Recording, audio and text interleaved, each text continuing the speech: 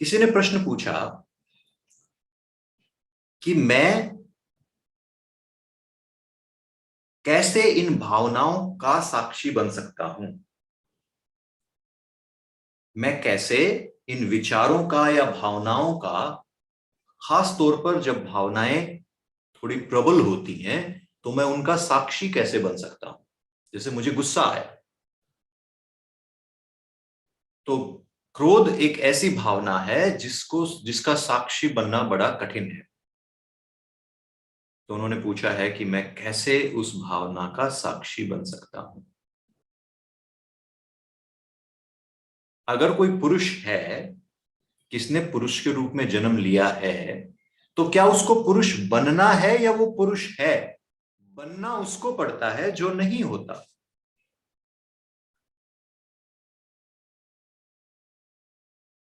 जो है उसको बनने की आवश्यकता नहीं।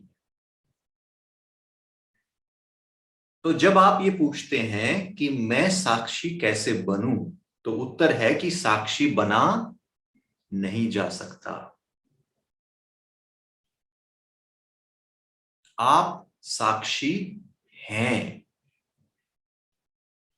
तो अब आप ये पूछ सकते हैं कि मैं साक्षी कैसे हूं, क्योंकि यही तो मेरा प्रश्न था कि मैं साक्षी कैसे बनूं, और आप ये कह रहे हैं कि मैं तो साक्षी हूं, पर कैसे? तो अगर आप ध्यान से सोचेंगे, किसने ये प्रश्न पूछा?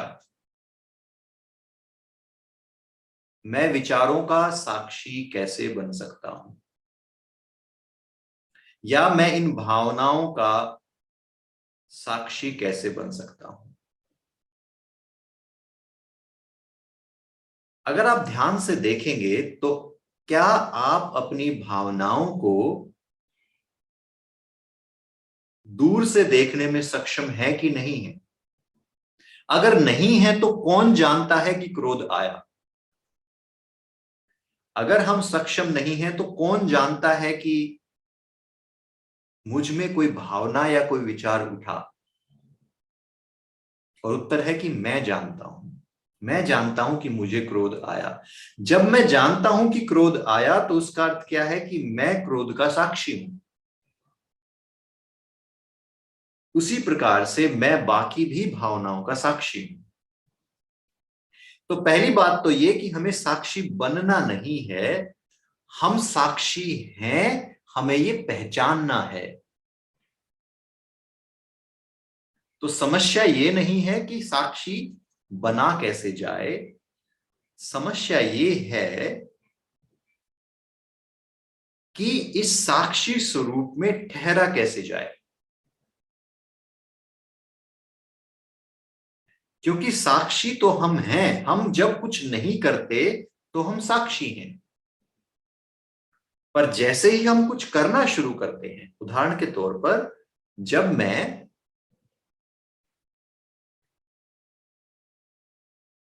मन, बुद्धि और अहंकार से किसी चीज को अनुभव करता हूं और उसमें मन, बुद्धि, अहंकार को ले आता हूं, तो साक्षी भाव खो जाता है। क्योंकि हमारे जो संस्कार हैं वो एक स्क्रीन की तरह काम करते हैं। जिस प्रकार से एक चश्मा होता है, अगर वो चश्मा किसी भी रंग का है, हरे रंग का, पीले रंग का, तो जो भी उस चश्मे में से देखा जाएगा वो उसी रंग का दिखाई देगा। मन, बुद्धि, अहंकार, ये वो चश्मा है।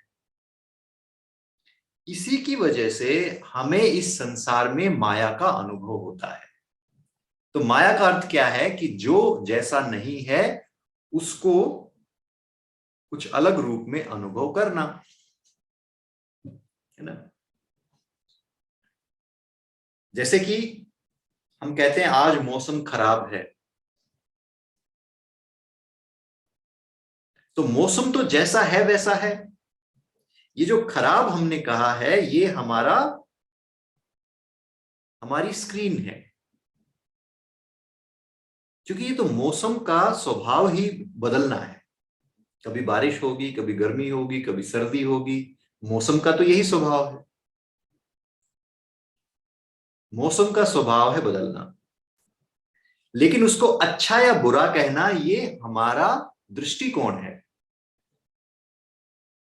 और जैसे ही हम किसी भी अनुभव के प्रति, किसी भी सिचुएशन में दृष्टिकोण को लेकर आते हैं, तो साक्षी भाव समाप्त हो जाता है। उसको कहते हैं माया, कि जैसी वो चीज है हमें वैसी दिखाई नहीं दे रही है,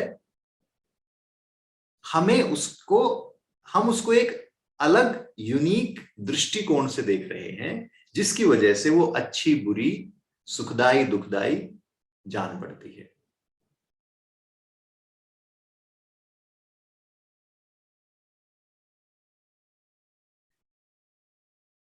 तो आप देखेंगे कि हमारे जीवन में जितनी भी समस्याएं हैं वो कहीं ना कहीं दृष्टिकोण की वजह से हैं।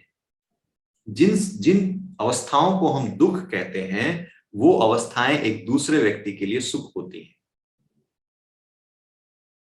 जैसे आप पिछली एक मीटिंग थी हमारी, तो उसमें किसी ने पूछा था, तो जो आदमी एक विला में रहता है, एक शानदार बंगले में रहता है,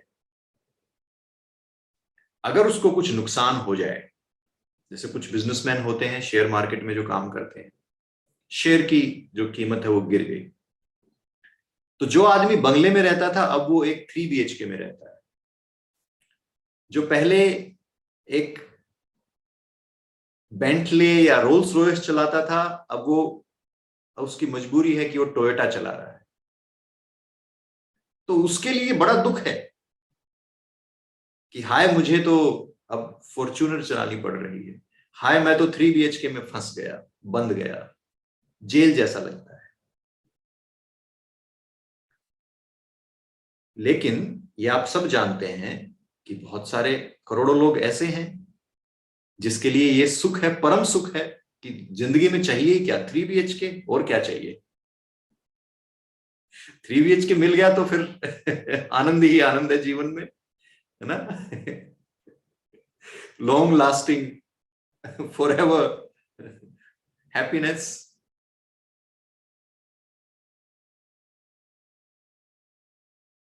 तो सुख और दुख हमारा सिर्फ दृष्टिकोण है, और जब हम साक्षी बन जाते हैं तो हम सुख और दुख के पार चले जाते हैं। फिर हमें विचार और भावनाएं वो परेशान नहीं करती। और यही अध्यात्म का उद्देश्य है। अध्यात्म का उद्देश्य क्या है, किसी ने पूछा, अभिनव गुप्त से किसी ने पूछा। तो आप में से कुछ लोग जानते हैं आचार्य अभिनव गुप्त को, कश्मीर शैव दर्शन के वो एक मार्गदर्शक रहे। तो उन्होंने कहा कि अध्यात्म का उद्देश्य है संसार रूपी विष को शांत करना। संसार विष शांत है ये, क्योंकि ये जो संसार रूपी विष है यही तो दुखों का कारण है, जिसको बुद्ध कहते हैं कि संसार दुखों का कारण है। और उस विष को शांत करने के लिए अध्यात्म की आवश्यकता है। तो उस संसार रूपी विष को शांत करने का मतलब यही है कि हम संसार को सुख या दुख की दृष्टिकोण से ना देखें, बल्कि ये जैसा है उसको वैसा देख लें। यही विष माया है, कि जो चीज जैसी नहीं है उसको उस तरीके से, अलग तरीके से देखना। तो जब हम साक्षी हो जाते हैं तो धीरे धीरे हमारा संसार विष शांत हो जाता है। फिर हम कमेंट्री कम कर देते हैं और धीरे धीरे वो कमेंट्री बंद हो जाती है। सत्य और आपके बीच में जो सबसे बड़ी बाधा है, सत्य और आपके बीच में जो खड़ा है, वो कोई और नहीं है, वो आप स्वयं हैं। वो आपके विचार हैं, वो आपकी भावनाएं हैं।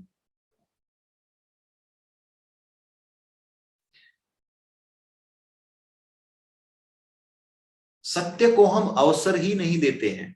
हम इतने व्यस्त हैं सदा कमेंट्री करने में, और जो अक्सर, अगर आप इनको ध्यान से देखेंगे अपने मन के विचारों को और भावनाओं को, तो अक्सर हमारे जो ये कमेंट्री होती है, मोनोलॉग होते हैं, जो ये विवेचना होती है, आत्ममंथन होता है,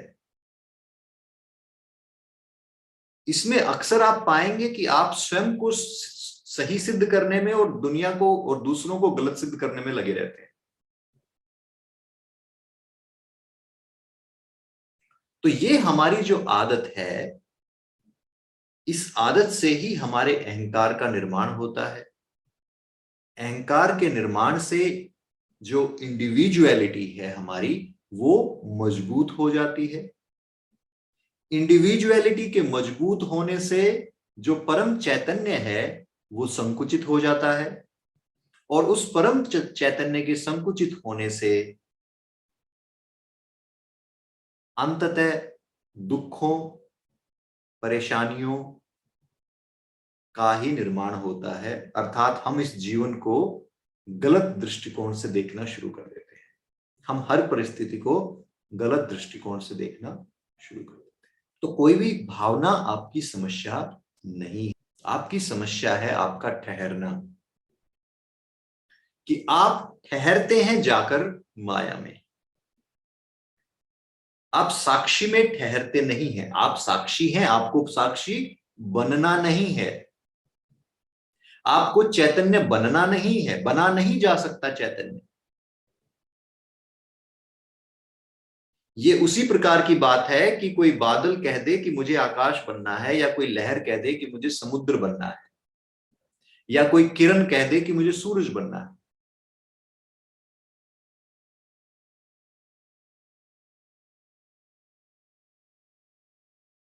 किरण का आधार सूर्य है, लहर का आधार समुद्र है। लहर है ये इस बात का प्रमाण है कि समुद्र है। आप ये कह पाते हैं कि मैं चेतन हूं, अर्थात अगर मैं आपसे पूछूं क्या आप चेतन हैं, तो आप सबका उत्तर क्या होगा? हाँ। इसमें भी क्या कोई डाउट है? इसमें मुझे कोई डाउट नहीं है, मैं चैतन्य हूं। तो ये जो आपने उत्तर दिया कि मैं चैतन्य हूं,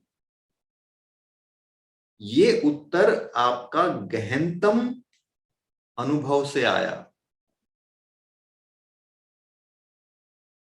अर्थात जब मेरे विचार खो जाएंगे तो क्या मैं चैतन्य नहीं रहूंगा? ये बड़ा मूर्खतापूर्ण विवेक है हमारे 21st सेंचुरी का, और इवन बिफोर दैट। अगर आप यूरोपियन सोसाइटीज में देखेंगे, I think therefore I am. No, हमारा अध्यात्म क्या कहता है? I am therefore I think. मैं हूं तभी सोच सकता हूं, तभी विचार संभव है। मैं हूं तभी भावनाएं संभव हैं। विचार हैं इसलिए मैं नहीं हूं, भावनाएं हैं इसलिए मैं नहीं हूं। मैं हूं तभी विचार हैं, तभी भावनाएं हैं। तो इस मैं हूं भाव को प्राथमिक बना देना और विचारों को और भावनाओं को सेकेंडरी बना देना, इसको हम कहते हैं शुद्ध विद्या, जो कि वेदांत का उद्देश्य है। कि जहां पर मैं स्वयं को शुद्ध स्वरूप में जान लूं और इस विश्व को इसके स्वरूप में जान लूं, उस समय क्या होता है? हमारा संसार रूपी विष शांत हो जाता है। फिर हम ये प्रश्न नहीं करते हैं कि उसने ऐसा कह दिया। जैसे कई बार प्रश्न आते हैं, एक जैसे प्रश्न, कि किसी ऐसे व्यक्ति से कैसे सामना करें जो ऐसा करता है, या जो ऐसा कहता है या वैसा कहता है, उसका कैसे सामना करें।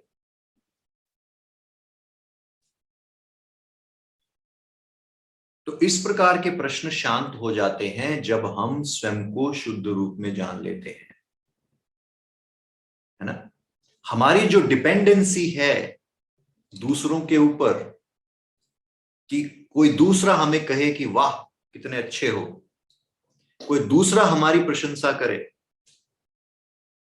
आप सोचें कि अगर ये डिपेंडेंसी खत्म हो जाए तो ये संसार कितना अच्छा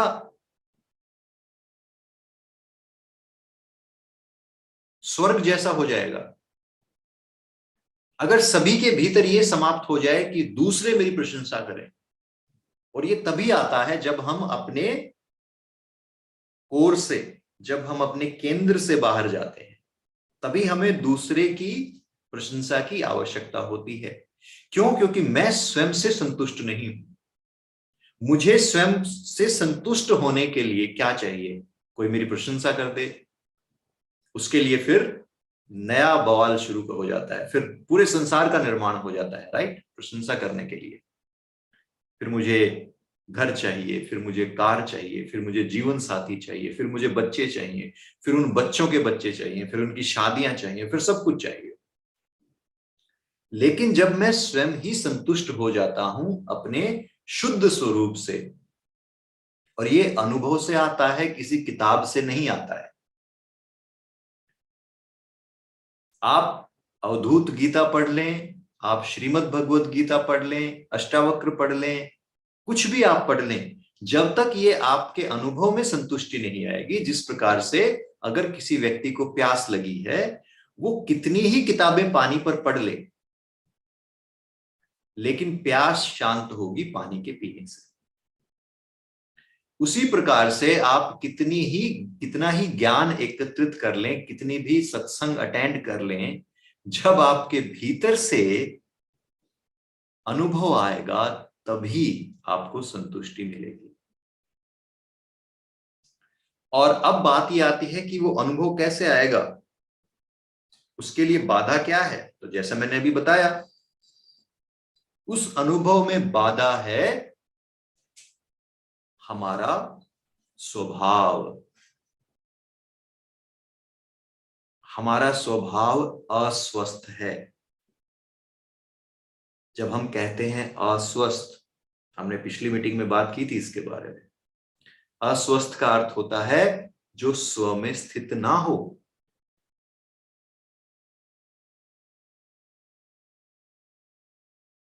हम स्वयं के बाहर स्थित हैं। उस स्थिति को बदलना है, बस इतना करना है कि मैं स्वयं को ये शरीर और ये मन नहीं मानूंगा। अब इसको जरा समझें कि क्योंकि बड़ा मुश्किल है शरीर न समझना स्वयं को। और जैसा कि किसी ने पूछा था कि इसके लिए क्या जरूरी है, अक्सर इसके लिए दुख आवश्यक हो जाते हैं। सुख में लोग भूल जाते हैं इन सब बातों को, दुख में ये सारी बातें याद आती हैं। तो इसलिए दुख आध्यात्मिक उन्नति के लिए आवश्यक हो जाता है। इसको आप सही समझें या गलत समझें, पर ऐसा होता है। उदाहरण के तौर पर, जिसको अब हम स्वयं को अगर शरीर समझते हैं, तो ये शरीर का मोह तब तक रहेगा जब तक ये शरीर सुंदर, सुदृढ़, स्वस्थ है। तब तक शरीर का मोह बनने का अवसर ज्यादा है। मैं ये नहीं कहता हूं कि जिसका शरीर सुंदर, सुदृढ़, स्वस्थ है वो चैतन्य में स्थापित नहीं हो सकता, बिल्कुल नहीं। लेकिन इस शरीर को सुंदर, स्वस्थ, सुदृढ़ बनाना और मानना, इसी से ये एक बाधा बन जाता है कि मैं शरीर हूं। मैं कैसे मान लूं कि मैं शरीर नहीं हूं? फिर मैंने इतना जो मेकअप का सामान खरीदा, वो तो सारा वेस्ट हो गया, तो मैं कैसे मान लूं कि मैं शरीर नहीं? लेकिन फिर वही शरीर जब बूढ़ा होता है, जब धीरे धीरे करके चेहरे पर झुर्रियां पड़ती हैं, अंग जो है उनमें शक्ति नहीं रहती, और उसके बाद जब वो व्यक्ति देखता है कि धीरे धीरे अब रक्तचाप भी जो है वो कभी कम हो जाता है, कभी बढ़ जाता है, अब हृदय भी उस तरीके से नहीं धड़कता, आंखें भी देख नहीं पा रही हैं प्रॉपरली, कुछ सूंघा नहीं जा रहा है, कुछ टेस्ट नहीं आ रहा है, तब आसान हो जाता है स्वयं को शरीर ना समझना, कि नहीं, ये शरीर मैं नहीं हूं।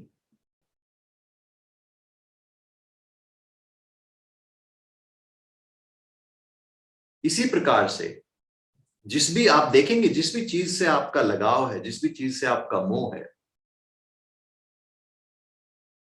उस मोह को तोड़ने के लिए कहीं ना कहीं दुख की आवश्यकता होती है।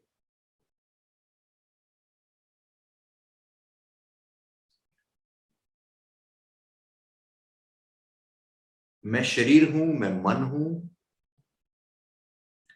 इससे ऊपर जाने के लिए ही दुखों का प्रयोजन है। यही दुख का प्रयोजन है कि मैं शरीर और मन के पार चला जाऊं।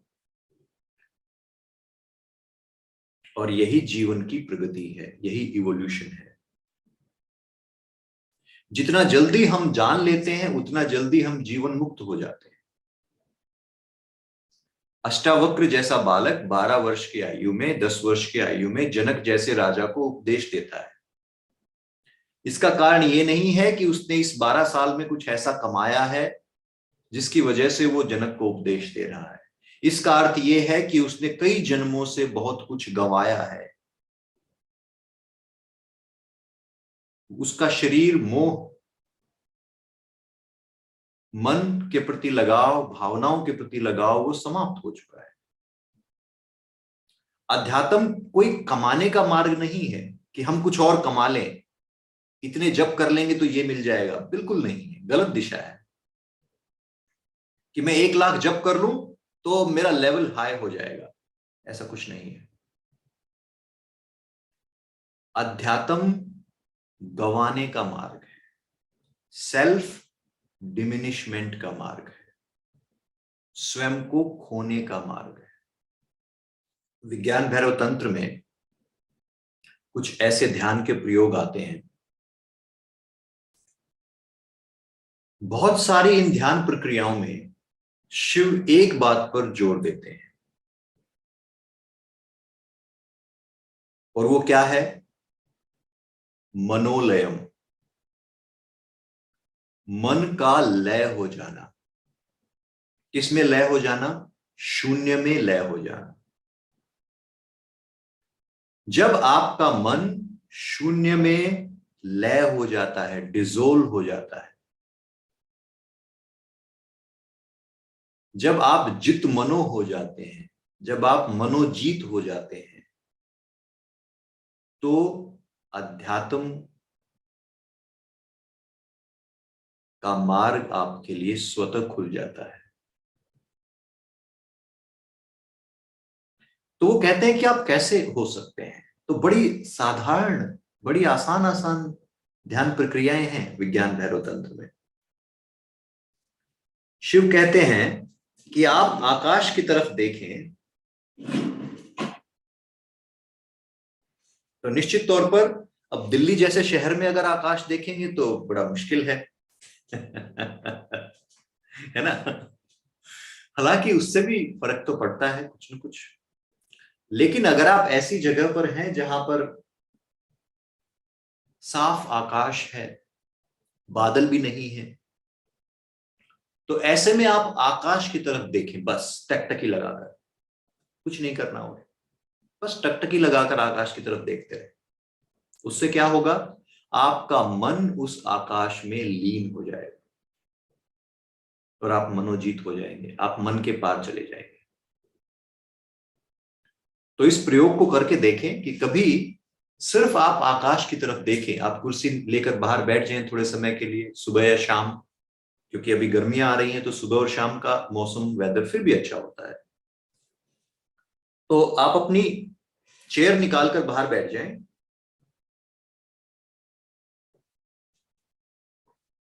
और सिर्फ आकाश की तरफ देखें। कोई कमेंट्री नहीं, कोई चिंता नहीं, कल के बारे में नहीं सोचना, बच्चों के बारे में नहीं सोचना, परिवार के बारे में नहीं सोचना, सिर्फ आप देखें।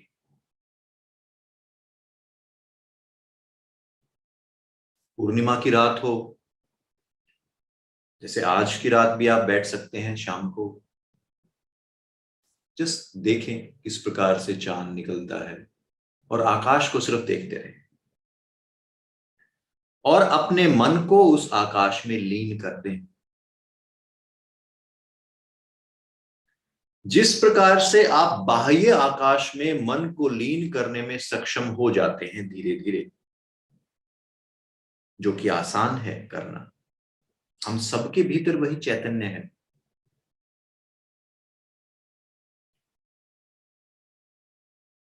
जब आप बाह्य आकाश को इस ध्यान के द्वारा देखने में सक्षम हो जाते हैं, लीनम मूर्धनम, उसी प्रकार से आप धीरे धीरे जब अपनी आंखें बंद करेंगे तो आप अपने मन का लय आपके भीतरी आकाश में भी कर पाएंगे। जब हम आंखें बंद करते हैं तो हमें क्या नजर आता है?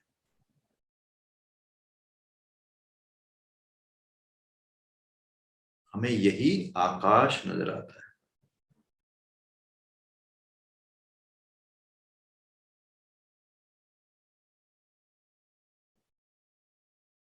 मन को इस भीतरी आकाश में लय कर दे।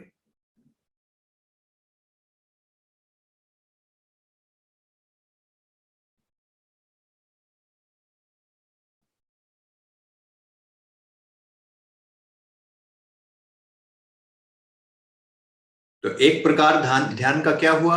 मन को बाह्य आकाश में लय कर दे।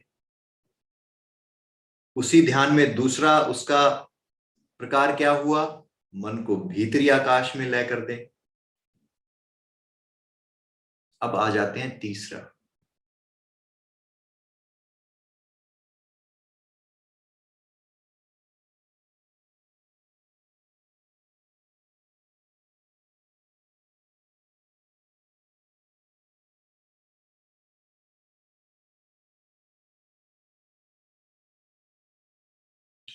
आपकी दृष्टि बाहर की तरफ हो, आपका ध्यान भीतर की तरफ हो। कहां पर हो भीतर की तरफ? भीतर के आकाश की ओर।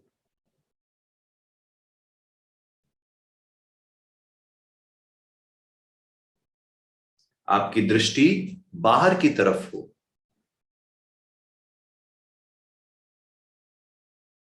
आप देख रहे हैं बाहर की ओर।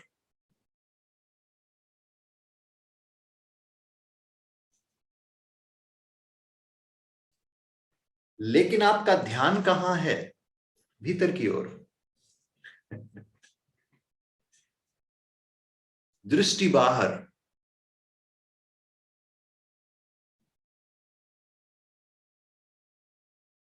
अंतर लक्ष्यो, लक्ष्य भीतर।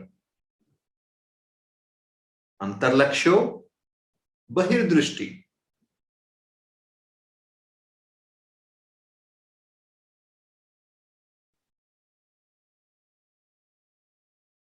ये तभी संभव होगा जब मन शांत हो जाएगा। जिसका मन शांत नहीं है वो ऐसा नहीं कर पाएंगे। तो क्या करें? मन को पहले शांत कर लें। अन्य प्रक्रियाओं द्वारा, जैसे आकाश की तरफ देखें या भीतरी आकाश की तरफ देखें। भीतरी आकाश को अनुभव करें। उसके बाद जब आपको आंखें खोलने की भी आवश्यकता हो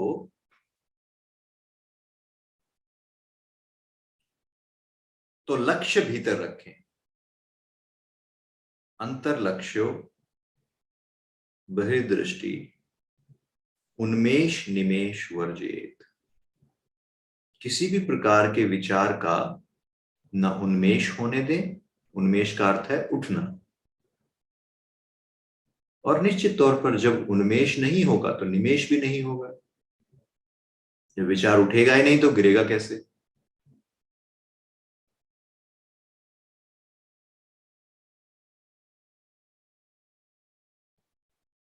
आंखें बाहर की तरफ देख रही हैं। जिस प्रकार से आकाश में दो छोटी छोटी गेंद घूम रही है।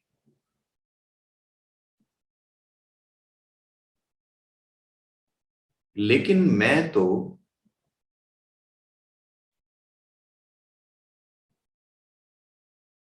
साक्षी भाव से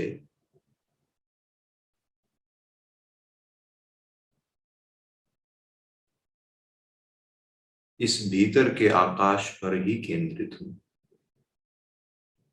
मेरा लक्ष्य तो केंद्र है।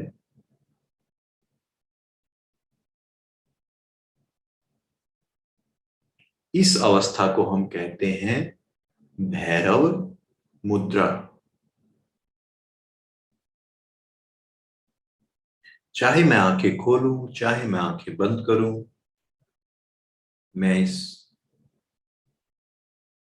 चैतन्य रूपी आकाश में, बल्कि इसको कोई नाम भी नहीं देते हैं। मुझे नहीं पता इसको क्या कहें।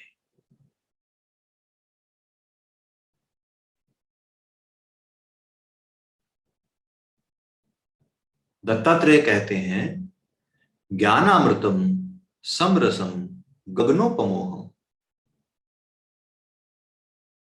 मैं ज्ञान रूपी अमृत हूं। ज्ञान ज्ञान रूपी अमृत का मतलब क्या है? ज्ञान रूपी अमृत का अर्थ है जो स्वयं ज्ञान है। ज्ञान रूपी अमृत का अर्थ ये मत ले लेना कि मैंने 4 वेद पढ़ लिए हैं या हमने 108 उपनिषद पढ़ लिए हैं तो हम ज्ञान रूपी अमृत हो गए। नहीं, वो ज्ञान रूपी अमृत नहीं है, ये उससे भी सूक्ष्म बात है। ज्ञान रूपी अमृत का अर्थ है कि जो स्वयं ज्ञान है, जो ज्ञान का प्रकाश है। जब हम कहते हैं कि ज्ञान रूपी अमृत, तो उसका अर्थ है यह चैतन्य जो ज्ञान का प्रकाश है। ज्ञान का प्रकाश होने का अर्थ है जो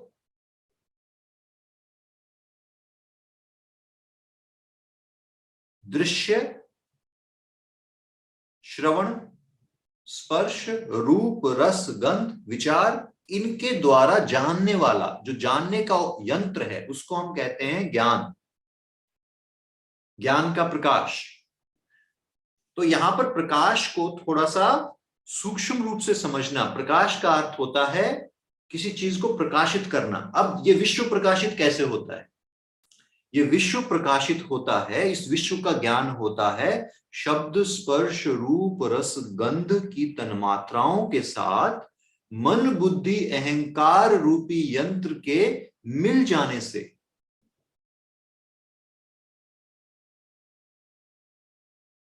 जब 5 तन्मात्राएं इस यंत्र के साथ मिल जाती हैं, जिसको हम पूर्याष्टक कहते हैं, जिससे सूक्ष्म शरीर का निर्माण होता है, उसको बनाने के लिए ये जो ज्ञान रूपी प्रकाश है, वो ज्ञान रूपी प्रकाश को हमने कहा ज्ञानामृतम। वो अमृत है, वो समाप्त नहीं होता।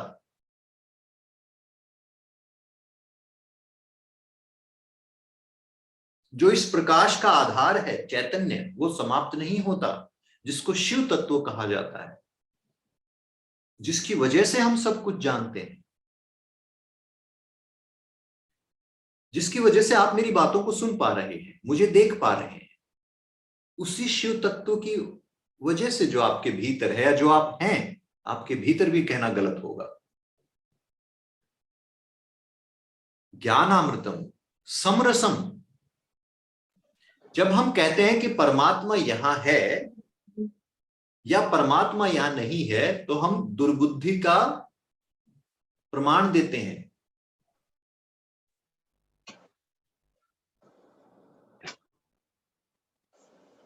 समरसम का अर्थ ये है कि वो रस जो सबके भीतर है, क्योंकि जब वो ज्ञान रूप में है और वो ज्ञान रूपी अमृत है, तो वो सबके भीतर होगा निश्चित तौर पर। समरसम वो इस जानवर के भीतर भी है, वो इस पेड़ के भीतर भी है, वो इस माइक्रोफोन के भीतर भी है, वो एक पत्थर के भीतर भी है। इसीलिए हमने कहा कि वो कण कण में है। एक छोटे से परमाणु के भीतर भी आप देखेंगे 99.99% स्पेस है, आकाश है। आप स्वयं को भी अगर स्वयं अच्छे से परीक्षण करेंगे तो आप आकाश हैं और कुछ नहीं है। उस आकाश में कुछ तरंगे उठती हैं जिसको आप कहते हैं ये मेरा हाथ, ये मेरा पैर, ये मेरा सर, ये मेरे विचार, ये मेरी भावनाएं। उस आकाश में उठती गिरती तरंगे हैं। जिस प्रकार से इस कमरे के आकाश को इस गिलास के आकार से, आकाश से भिन्न नहीं किया जा सकता, जो इस कमरे का आकाश है और जो इस गिलास के भीतर आकाश है, क्या उनको अलग अलग किया जा सकता है, डिफरेंशिएट किया जा सकता है क्या?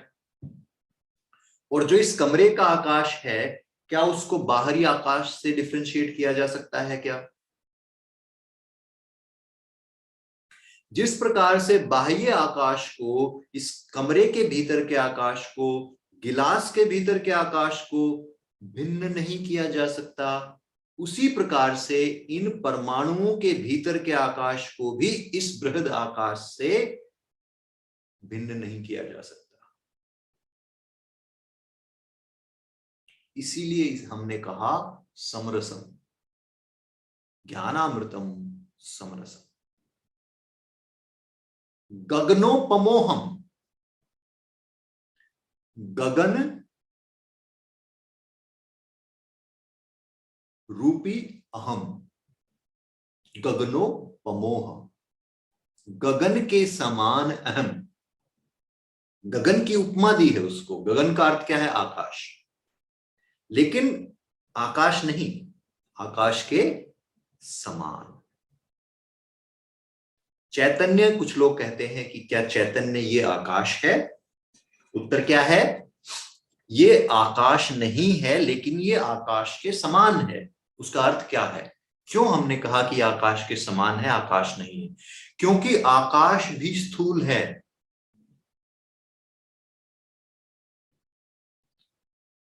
स्थूल में भी सबसे सूक्ष्म आकाश है, फिर भी स्थूल है, फिर भी इस चैतन्य से स्थूल है। चैतन्य आकाश से भी सूक्ष्म है। हम ऐसा समझते हैं कि स्थूल ने सूक्ष्म को धारण किया हुआ है ना? अगर आप इसको साधारण व्यक्ति के दृष्टिकोण से समझेंगे तो हम क्या सोचते हैं कि स्थूल ने सूक्ष्म को धारण किया हुआ है, जबकि वास्तविकता क्या है कि सूक्ष्म ने स्थूल को धारण किया हुआ है। इसको अगर और गहराई से समझेंगे तो जो सूक्ष्म है और जो स्थूल है वो दोनों एक हैं।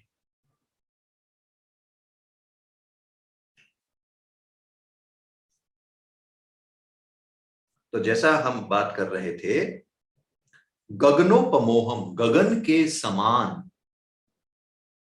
चैतन्य आकाश नहीं है, परंतु किसी और चीज से इसकी तुलना नहीं की जा सकती। जैसे जब आप आंखें बंद करके और ये अनुभव करते हैं कि मैं कौन हूं, मैं क्या हूं, तो आपको क्या उत्तर मिलेगा?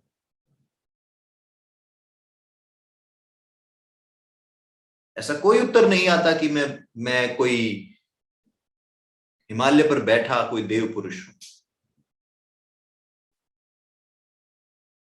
या मैं कोई प्रॉफिट हूं। ऐसा कोई उत्तर नहीं आता। ये सब उत्तर उधारे हैं, दूसरे से लिए गए। ऐसा कोई उत्तर नहीं आता कि मैं किसी का पुत्र हूं या मैं किसी का पिता हूं। और जिसको ये उत्तर आते हैं उसका मतलब उसकी अभी कंडीशनिंग हुई है, जो हमने शुरू में बात की थी आज।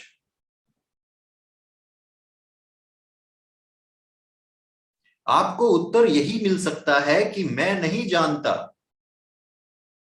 लेकिन मुझे ऐसा लगता है कि मैं गगन के समान।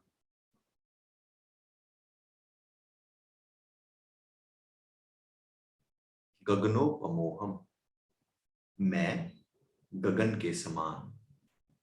समरसम ज्ञानामृतम।